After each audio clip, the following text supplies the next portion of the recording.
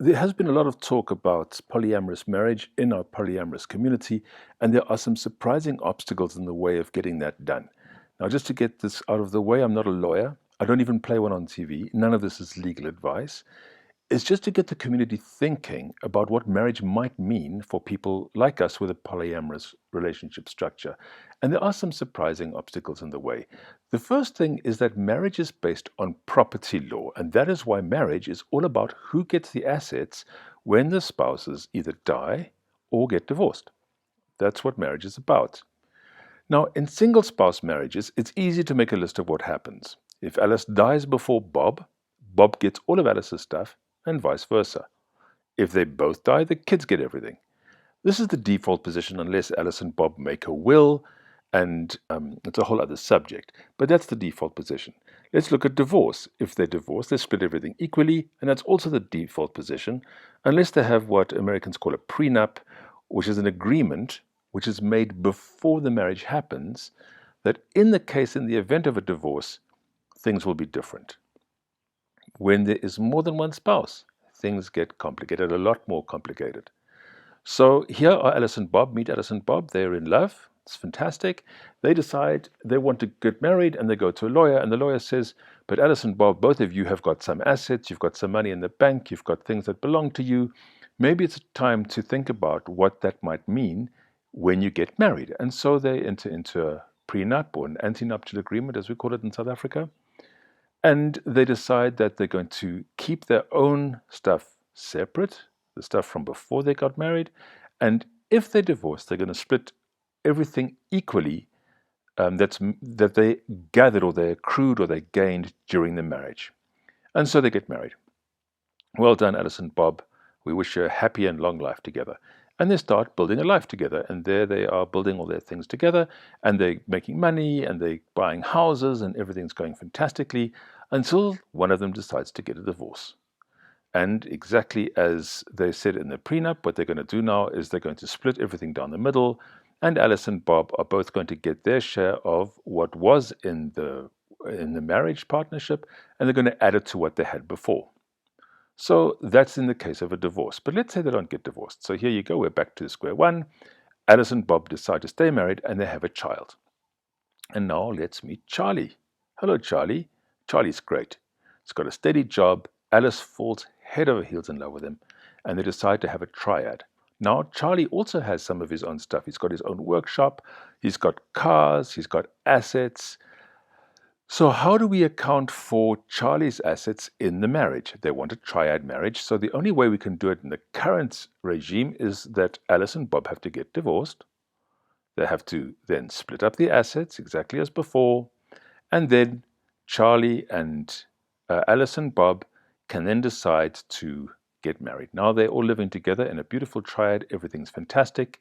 Alice and Bob still have their child, and they build a life together. And there's the life they're building together, a nice blue hexagon. Everything's going swimmingly. Well, what's happening now? Alice and Charlie decide to have a child together. Isn't that wonderful? It's so exciting when this kind of thing happens. This is exactly what triads were for. And now what happens is Bob meets someone as well. Bob meets Dave. Hello, Dave. And Dave already has a child. So now, if Dave wants to become part of this quad, what do we have to do? Well, we know what has to happen. Charlie and Alice and Bob have to get divorced. They have to split up their assets. You can see now that all the assets are going into their combined estates, and now they have to get married again. Fantastic. Welcome to the quad, Dave. Now here's where things start to get complicated. Let's say, and I'm sorry to say this, but Alice dies.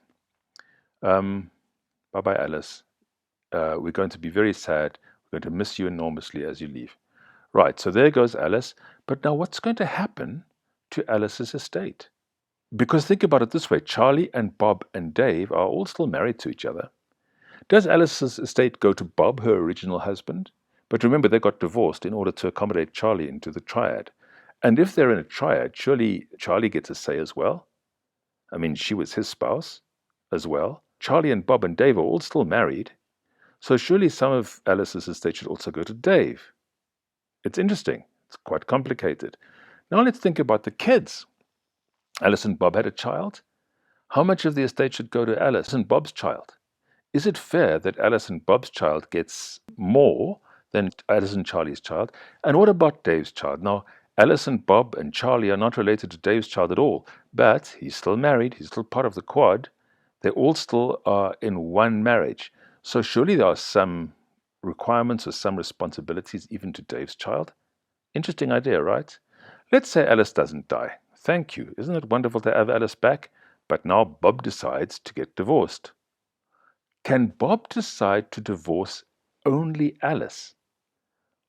Or does he have to divorce everybody in the quad? And if he does divorce everybody in the quad, what happens to his estate? What happens to the quad's estate? How does it get all divvied up? What about child support? Does Bob owe Alice child support only for Alice and Bob's child? Does Bob owe Charlie and Alice child support for Alice and Charlie's child? And what about Dave's child? So Bob has still got his estate. I haven't even talked about all of the stuff that accrued during the quad marriage between Charlie, Alice, and Dave. How much of that estate, how much of that money or those assets is each of these people entitled to? So these are just some of the complications, and this is just one style of marriage. This is called group marriage. There's another style of marriage, which I'm not even talking about, called the line marriage, and that comes with its own set of complications. So marriage is complicated when it comes to more than one spouse. It does confer other benefits, though. In certain countries, spouses can't be forced to testify against each other in a court of law. Spouses are automatically next of kin. So they get visiting rights in hospitals, they get rights to end-of-life decisions if one of the spouses is incapacitated, they get private healthcare benefits on medical aid or medical insurance, as you call it in the United States. They get pension benefits if one of the spouses dies, they get tax benefits, they get automatic custody of children, they get privileges around weddings and funerals and other life events, but you can automatically see now how difficult all of this becomes. What if the two spouses disagree with the end-of-life decision on one of the spouses? What if one of the spouses says, I don't want to be resuscitated? Or one of the spouses says, I want to make sure that the organs are donated? What about private healthcare? If three people are working, which spouse claims healthcare? How does it even work?